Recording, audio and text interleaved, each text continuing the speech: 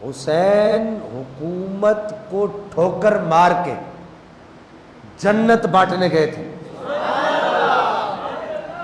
حسین جنت بانٹنے گیا تھا. حسین جنت تقسیم کرنے گیا تھا.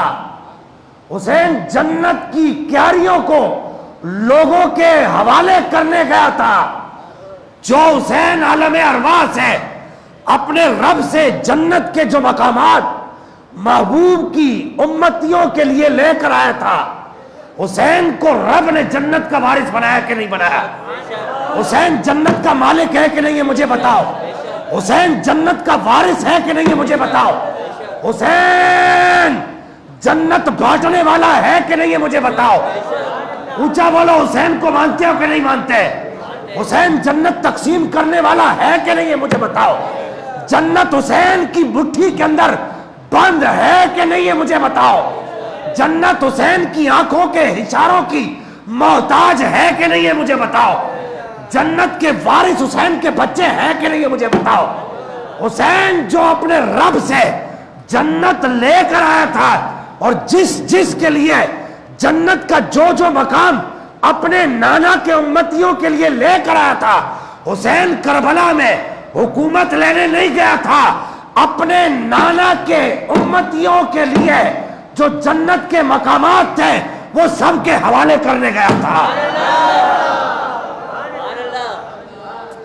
مولی صاحب آپ کو غلط فہمی ہے, حسین بغاوت کرنے گئے تھے. نہیں, حسین بغاوت نہیں کرنے گئے تھے. حسین حکومت نہیں لینے گئے تھے. حسین حکومت ضرور لینے گئے تھے, وہ دلوں پر حکومت لینے گئے تھے.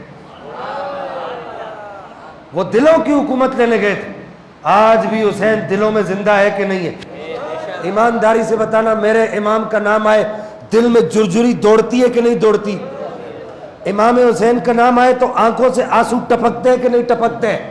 امام حسین کا نام آئے تو وجود کے اندر ایک کرنٹ کی کیفیات پیدا ہوتی ہے کہ نہیں ہوتی؟ امام حسین کا نام آئے تو اسلام کی زندگی کو بقا ملتی ہے کہ نہیں ملتی؟ امام حسین کا نام آئے تو قرآن کا درس یاد آتا ہے کہ نہیں آتا؟ امام حسین کا نام آئے تو قرآن کی تعلیمات کو بقا ملتی ہے کہ نہیں ملتی؟ تو جب حسین کا نام آج دلوں میں انقلاب برپا کرنے کی طاقت رکھتا ہے تو یہ اس بات کی دلیل ہے کہ حسین کل بھی زندہ تھا, حسین آج بھی زندہ ہے.